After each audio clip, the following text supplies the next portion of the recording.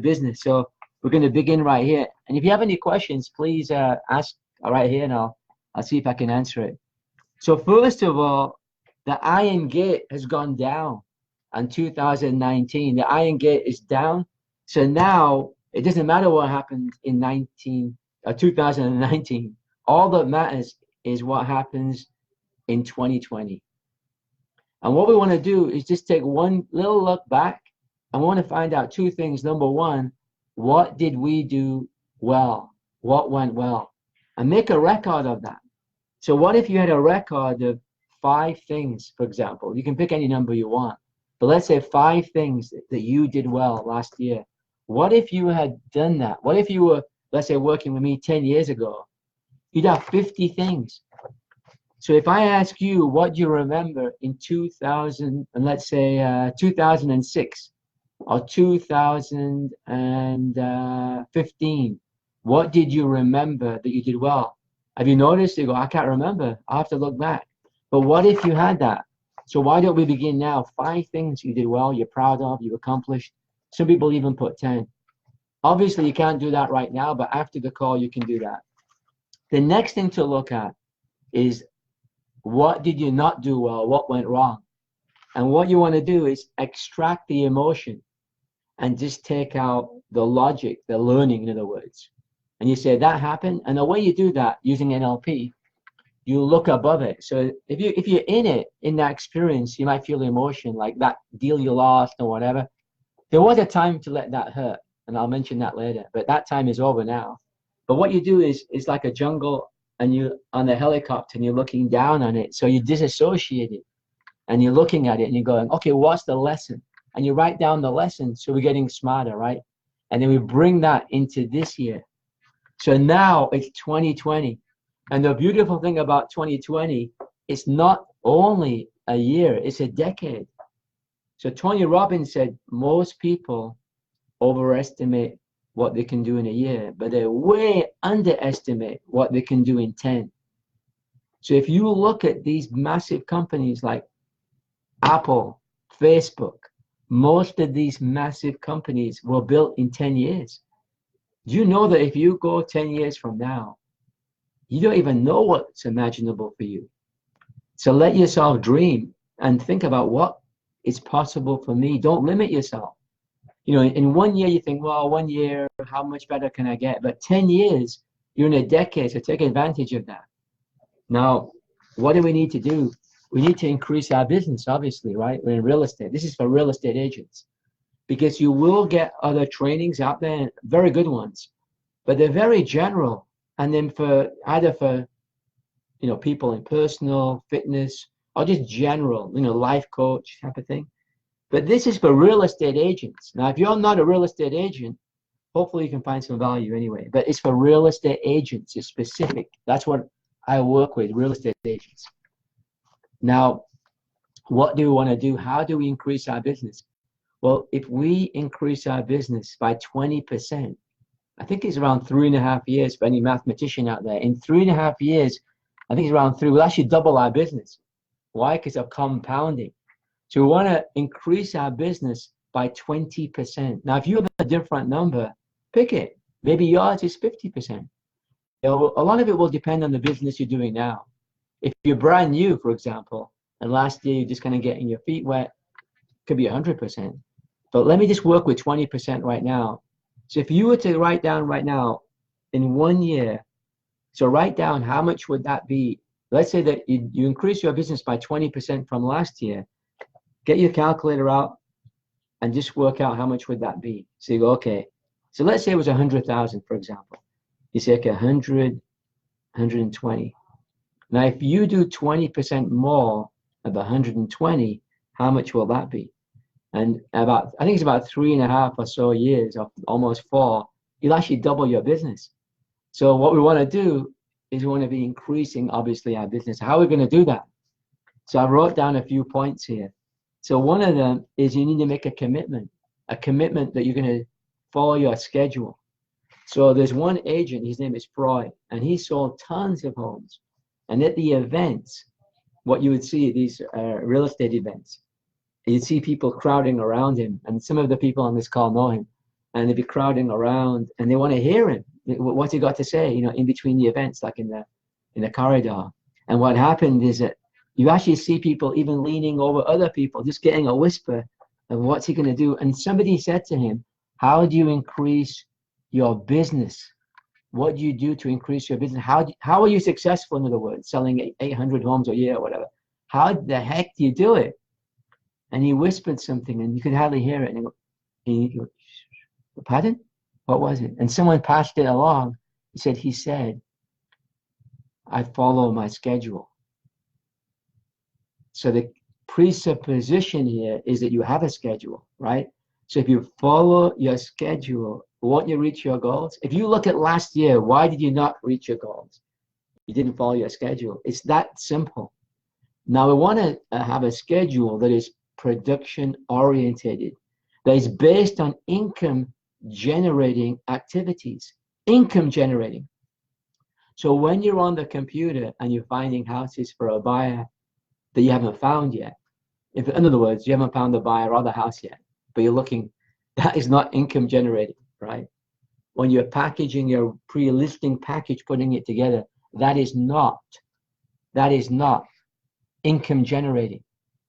Income generating is when you're generating a contract, you're generating a listing appointment or a buyer appointment, or you're showing a house to a good buyer, qualified buyer.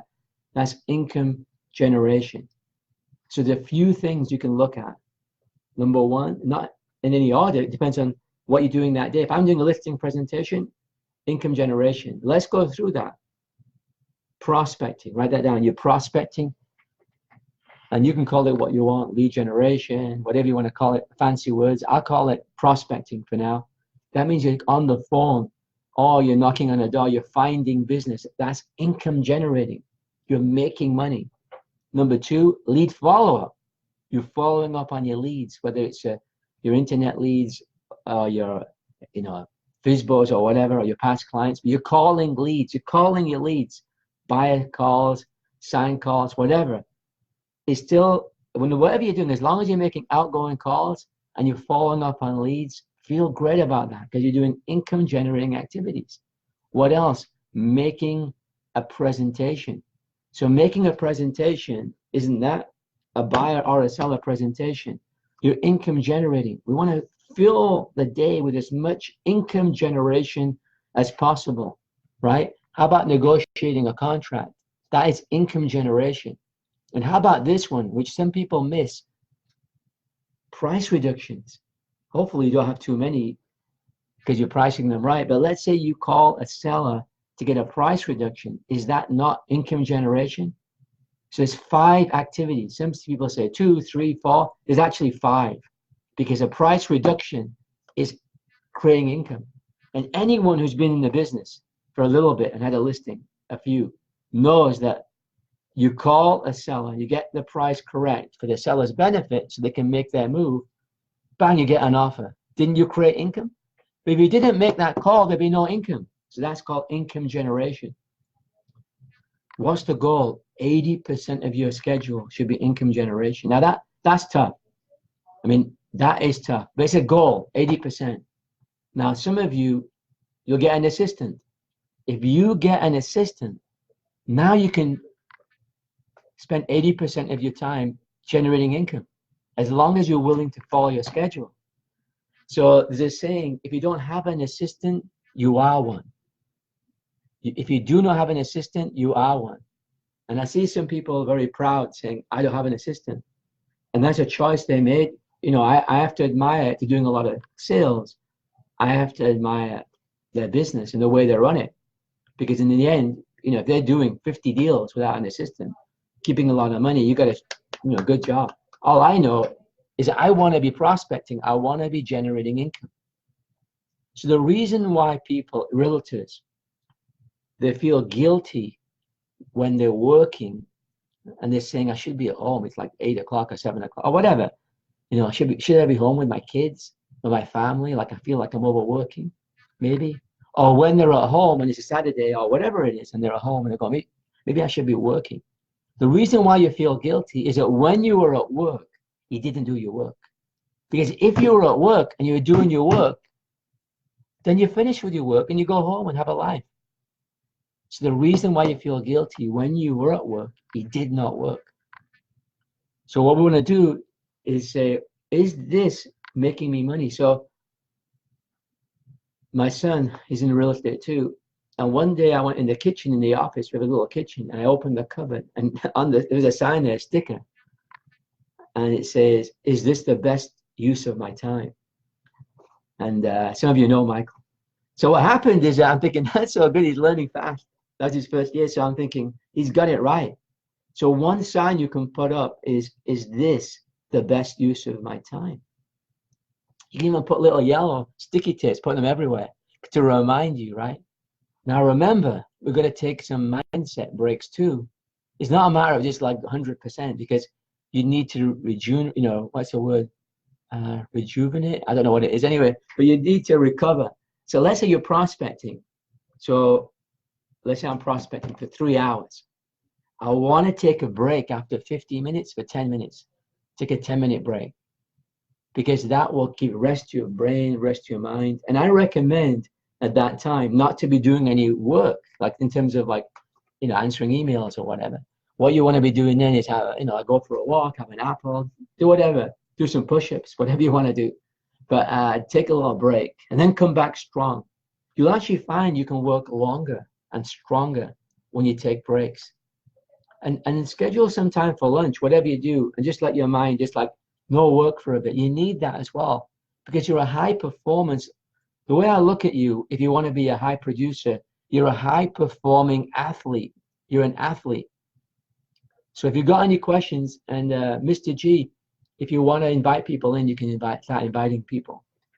I didn't really promote this heavily. I just put it on Facebook. But I'm doing this because I love this business. You can always tell if somebody loves the business. I'll tell you the test. Are you ready? And it's going to make some people mad.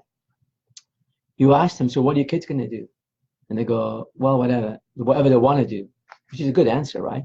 And you go, would they ever be in real estate? And they go, if the person goes, no way, I wouldn't have them in real estate. No way. That's telling you everything. Because I will say, hey, they can do whatever they want to do. But I'd love them to come into real estate.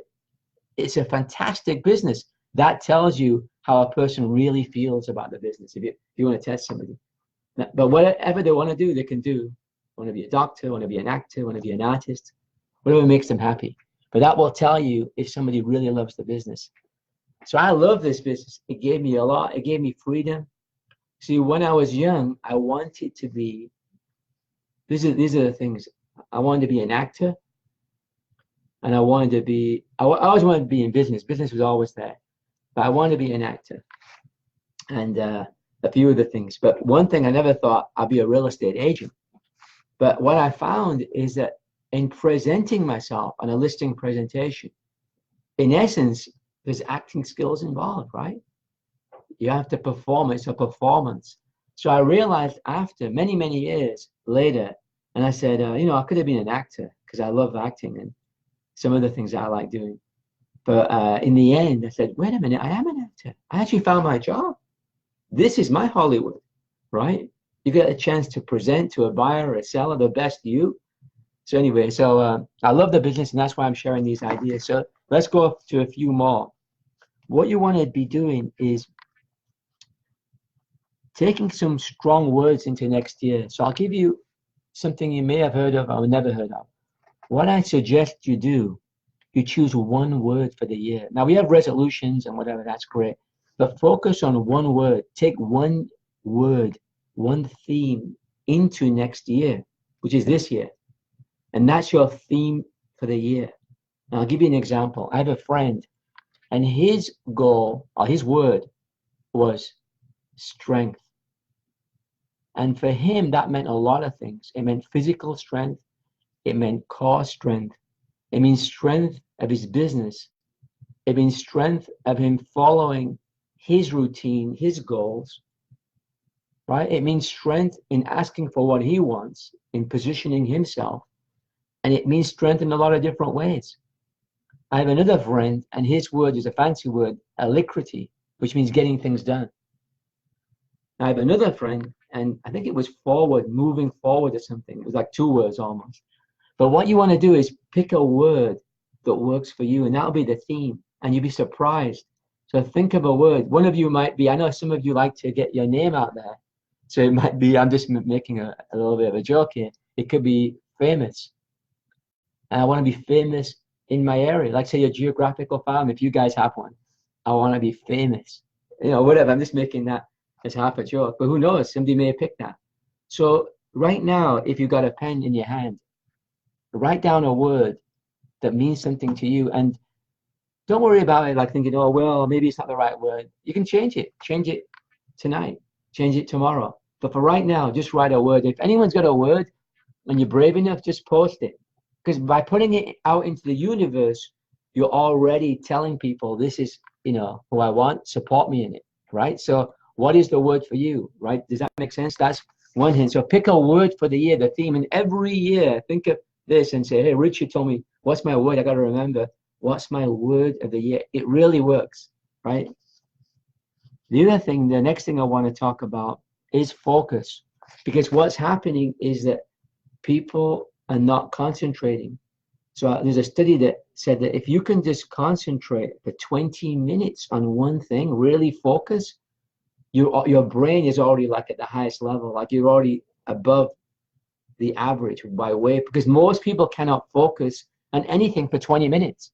To train your brain to focus. So if you're prospecting and your mind says, I wonder about that email, or I'm kind of hungry, just switch back and say focus. And that could be your name. That could be your word. So let's say you pick out the word focus, you know, for the year, for example. And if you pick that or not, I would still invite you to focus. So there's one, I'm going to give you a takeaway. It will begin to have you make more money immediately, like with the next customers. If you just take this on, and I teach my coaching clients this. Are you ready?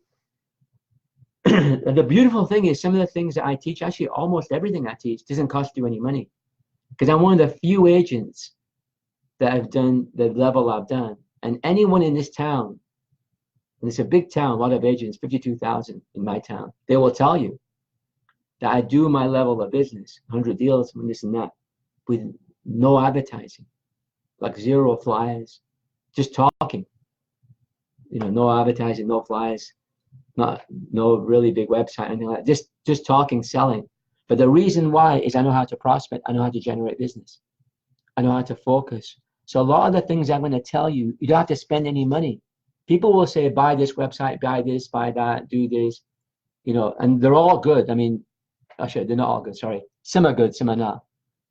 But I'm going to tell you things that don't cost you any money. So one thing I want you to do is when you're with a client, and the word is presence, which is related to focus, is be present. So I told my people, I said, when you go on the next listing presentation, I want you to really be present, you know, with that person. Like when they're talking, I want you just to focus on that person as if that person is the most important person in the room.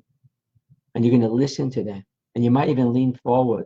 And I want you to breathe and really listen, really tune in on that person. And when you do that, the person will get it. They'll get it consciously and unconsciously. That this person in front of me talking to me about my listing or my buyer, you know, my buyer desire to buy, is really with me, present. Because what they'll notice is that you care, because you're actually interested in what they have to say. So being present is an internal process where you say, I'm present to this person. Now think about it. Most people are not going to be present to that person. They say something to their wife, or let's say it's a lady, says something to the husband, and he goes, yeah. And they go, what did I just say? I have no idea. The kids don't listen to that person. The spouse doesn't listen. Their boss doesn't listen. Their employees don't listen. You could be the only person who is actually listening and being present with that person. So be present with that person. Be focused on your job. Be focused when you're prospecting. That's a key. Number 2 word is pressure. If you want to achieve your goals this year, you need to have some outside pressure, some inside pressure. Pressure is good. Pressure creates diamonds. So what does that mean? I had a coaching call yesterday, and with somebody who coaches very high level people, like coaches Oprah, for example. And what happened is I had an assignment, and I was going to be live like this on a call, a Zoom call actually, and I was going to be evaluated. So the night before, I'm practicing.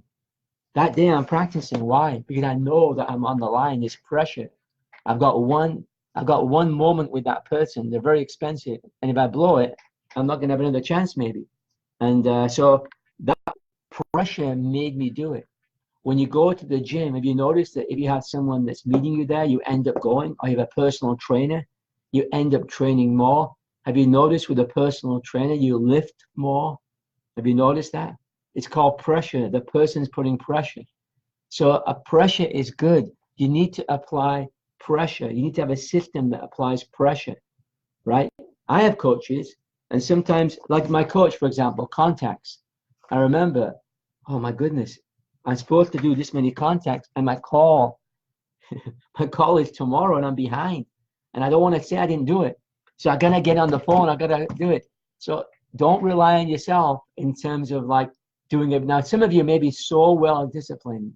Very few people are that maybe you can do it. But I've never seen, if someone can tell me here, an Olympic gold medalist without a coach, right? Now, your coach could be anybody. It could be your manager.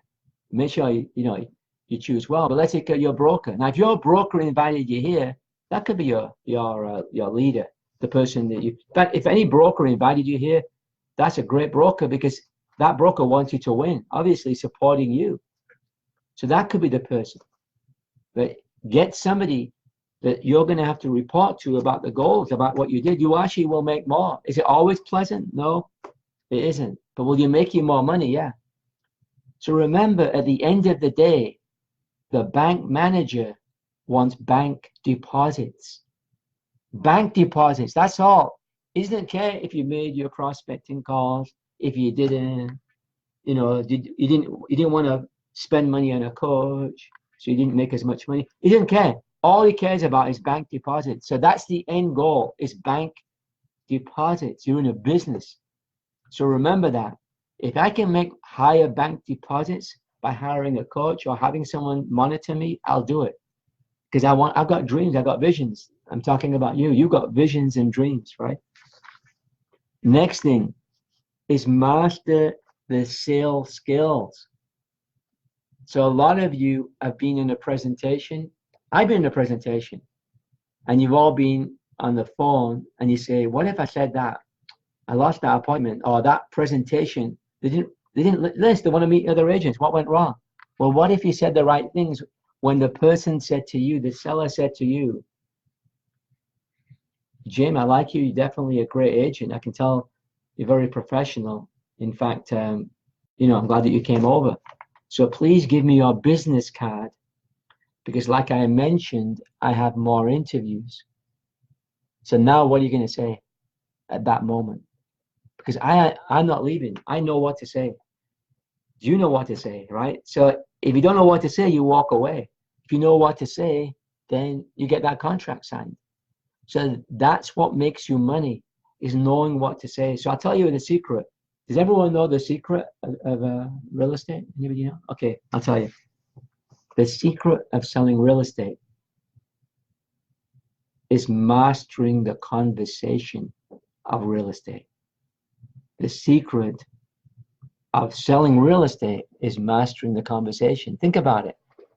You see a for sale by owner sign, and you walk up, you knock on the door. What are you going to say? You're going through the house. What are you going to say? How are you going to convince the person to list with you? Well, what questions are you going to ask? Blah, blah, blah, blah, blah. In our business, we make money by blah, blah, blah, blah, blah. Never underestimate that. Now, your advantage is you're going to practice. You're going to practice your scripts. You're going to practice somebody throwing you objections. So I had a great coach. I've been very lucky. I've had some great coaches. And one thing I do, I take listings. I take a lot of listings. So my coach said to me, I want you to work on the price. I want you to work on price reductions. I go, okay, fine. He goes, this is what I want you to do. While you're in the house, I want your wife to throw you an objection about price. I go, what? He goes, yeah.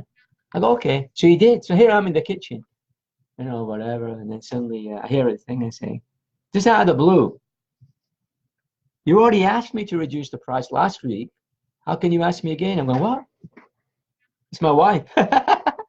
So what happened is like a random activity. So there used to be a movie, a program called Kung Fu, David Carradine, a long time ago, probably reruns still running.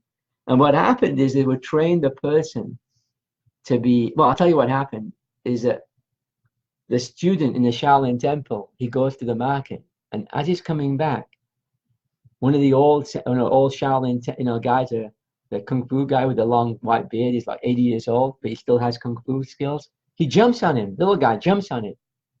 And, whatever, he hasn't got a chance. And he goes, surprise. Surprise is the best weapon. So what they were teaching him is to be ready anytime, ready for action anytime, like a bodyguard, Secret Service. They are ready anytime for anything, right? So you want to be like that anyone can ask you anything, anytime, and you got the answers. That's what. So work on your sales skills. There's only about 10 main objections that a seller will give you. And they're all the rest are versions of them, right? I got a friend in the business. Can we list higher? We can always come down later, right? All that stuff. So what you want to do is say, what are the answers? So if you don't have those basic answers and you've been in business for more than 90 days, let's change that. That's not acceptable, right? So you want to make sure you have the answers for at least the 10 objections. And then you get more answers. But at least get one, for each one, right? And any questions? Oh, good, thank you. So mindset, the mindset of a top producer. So what I want to remind you is that you are a hunter. Your job is to go out and get business. That's your mindset. That's your identity. Or part of your identity is you're a predator. You're a sales hunter. Your job is to go out and find business. So a lot of people will tell you, and you'll notice they're always selling you something like a website. The same people will tell you, you don't have to talk to anybody. People will call you. And the fact is that when you talk to people with these big websites, with lead generation, even those people, like in talking about buyer leads, you still have to prospect. So there's one gentleman who owns one of these big website companies, and he came to speak at one of the conventions, and I was listening to him, and right now even I have so much respect for him. He told the truth. He said to the audience, and I was sitting there, he said, I want you to realize that I'm going to give you a website, and you're going to pay for Google, whatever, this and that, Facebook ads, but this is cold calling. You will be cold calling them. Right? And you have to make sometimes 100 calls before you get anything going on. So be ready to cold call if you want to buy my stuff. And he had a booth out there with a gentleman there. So he was actually telling the truth. And I thought, wow. And even today when I think, I go, that it's so good to see honesty in this business. Like, somebody who's honest, right? That tells you the truth. And I thought, wow, I really respect that person. So there is no escape. You got to be talking to people. But once you get that in your mind, then it's easy, right? You just do your job. The mindset. Let's talk a little bit more about that. What you want, and now there's affirmations, right? So affirmations do work, by the way. There's some people who don't believe in them and they're online. But you know why I know they work? Because it worked on me. So what I did was every morning, I wrote down affirmations. I wrote one sentence. I did three. There were three affirmations, right? So then one of them is I'm a calm and relaxed person. So let's say you write that 10 times, or you write down people love to hear my voice, whatever it is, right? I'm making them up, right? I'm a powerful listing agent. So what you'll find is that if you write them out 10 times a day, every morning, three affirmations, you write them out by hand, that eventually you won't have to write them anymore. That's what happened to me. Because they're in my head. Like, I go, hey, why am I writing this? I know that. It's like saying, I am a coach. I live in Toronto. It's like, yeah, and it was like redundant. And then I realized, it works. This thing works. I need some new affirmations. I actually installed them. So affirmations work when you believe they'll work. The next thought to evolve from that is that we can do all the affirmations and all that, but Peter Drucker, I have a quote from him. Let's see if I can find it. Peter Drucker is called the father of modern management. And I think I memorized it if I don't have it here.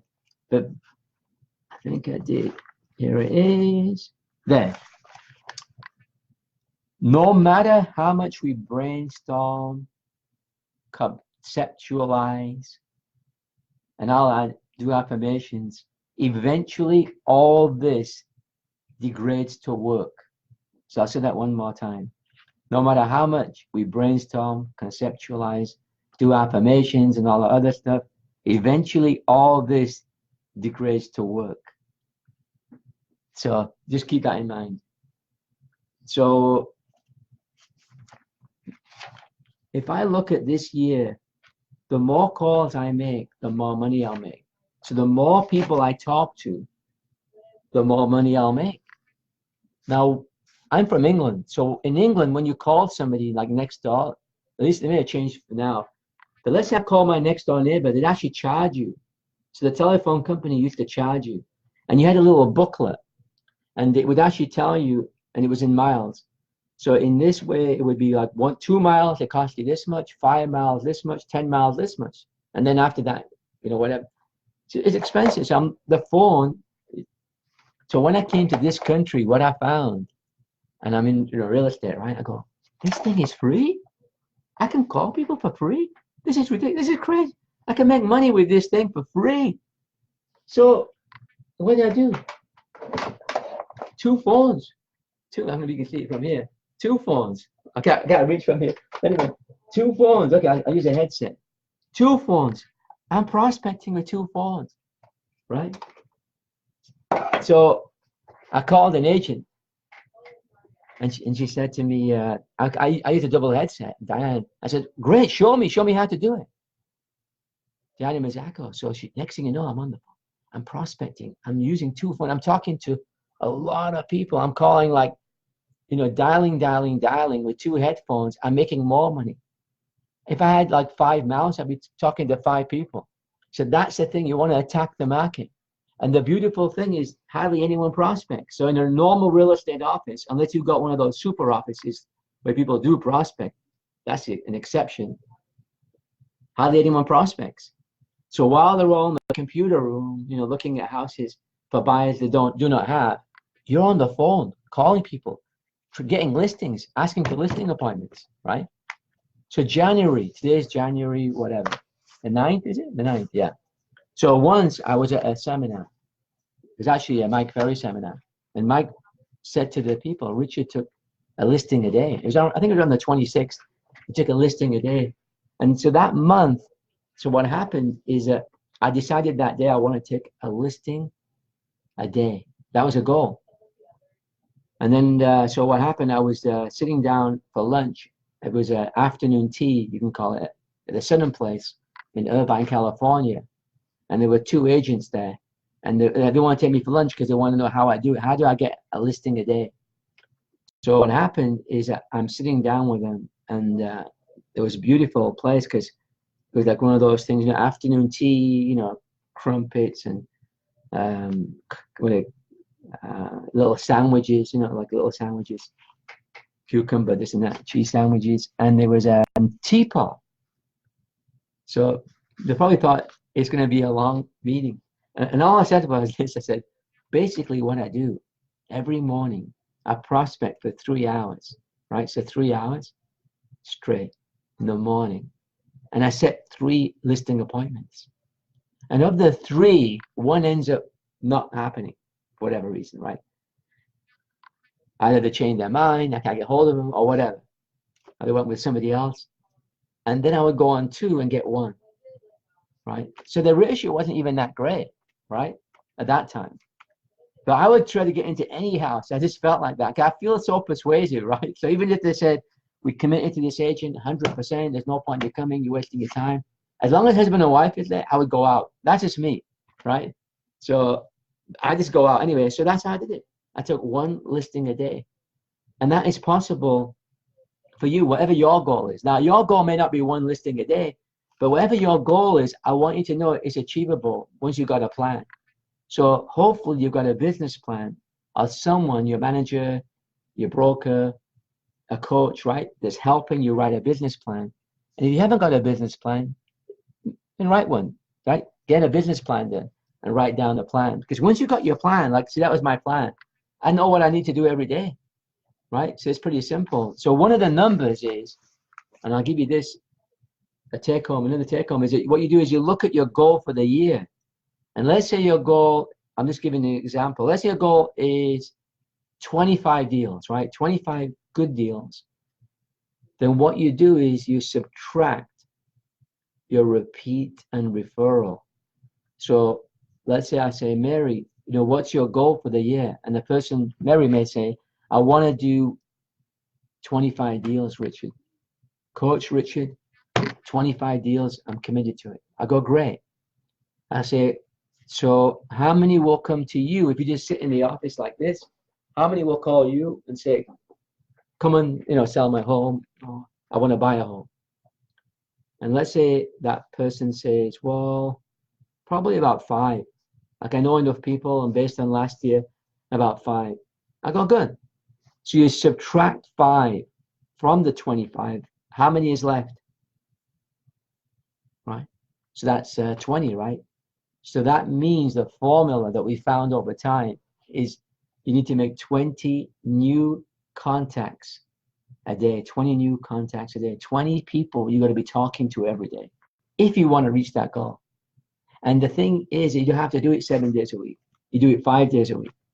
So I was talking to one client that I coach, and I said to that person, I asked her, how many days are you going to work? She said, I don't know. So let me tell you how you work it out. What you do is you can do it this way. You go to Staples, Office Depot, or whatever, and you get a big map of the, you get one of those plastic ones. You can write on it. You can rub it up. And it's the whole year. And then what you do is you put in there all your personal stuff, right? Someone's birthday, vacations, whatever, right? Doctor's appointment, whatever it is, all the stuff in there that you're going to do personally. There's a wedding, that kind of thing. Take a week off from someone's wedding in the family, and you're going to prepare for that, and you're going to go away for it, or whatever, right? So you put all the personal stuff. And then in one color pen, right? Then the other color pen, you write in all the trainings you're going to go to, right? So let's say you're going to go for a training at your office, you're going to go abroad, like the training and other things like that, the business events. So you're going to write all that out, right? The conventions, and put all that.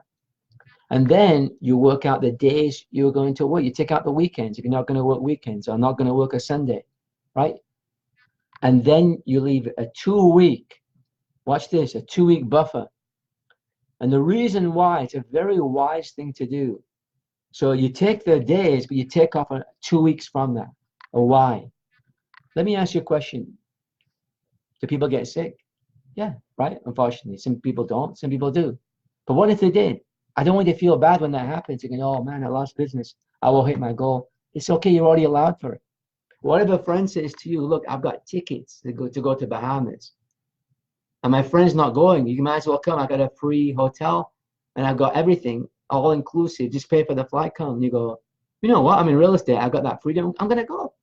But you don't feel guilty. Don't feel bad. So you've got the 2-week buffer. So have a 2-week buffer.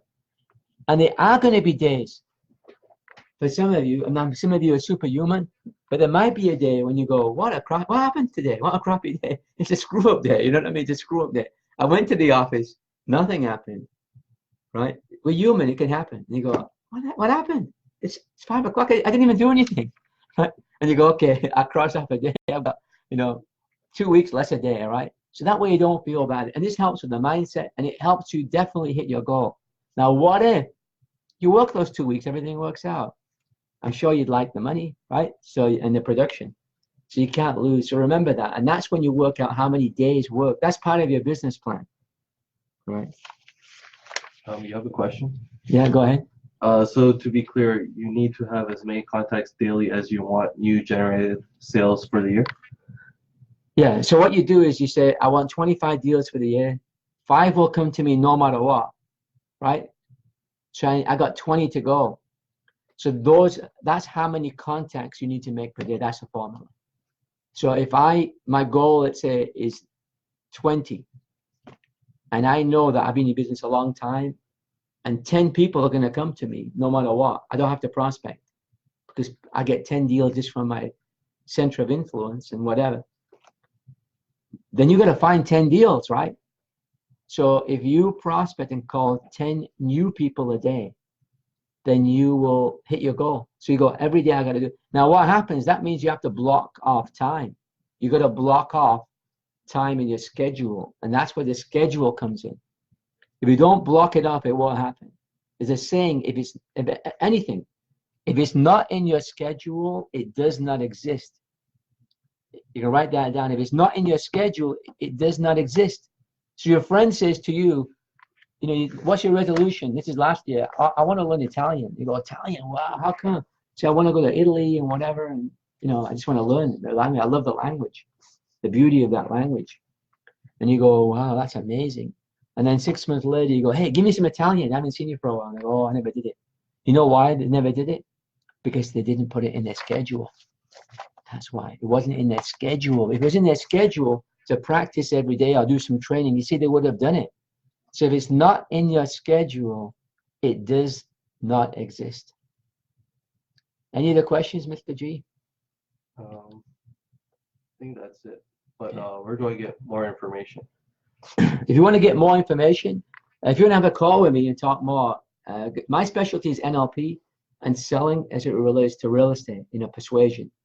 So I'm probably I am the only person that does 100 deals. There's an NLP trainer in the world. So I'm not a theory guy that just teaches you classroom training. I did a few deals and now, but still have a license and train you a bit of NLP. I use it every single day and I'll train you. So go to persuasionmaster.com and let's have a call and I'll leave you with something. That's a promise, like something good anyway. So, and I'm easy to talk to, persuasionmaster.com. And if you want to go to a podcast to learn some more, just my thoughts, go to Sales Hunter podcast. Sales Hunter. It's on the iTunes and Spotify and Google Play and whatever, and YouTube. So it's called Sales Hunter. It's 2 words. So thanks everybody. And if you'd like to get on another call, let me know. Just let me know on Facebook. You can send a message. And if I have another one, maybe that will be private or public. I don't know. But if you enter here that you want to be on it, I'll make sure you're on it. And you can even ask me some questions and I'll bring them up at that time. Thanks, everybody. Let's have a great 2020. I'm with you all the way. I love the business. I love you guys because you're in the business. And I wouldn't be able to do this business if it wasn't for you. Because when I get listings, I need cooperation. When I got buyers, I need you to go list the property, right? I need you to keep up the professionalism of the industry so we're all respected. So thank you for helping me and you together create this great industry that helps people live a great life.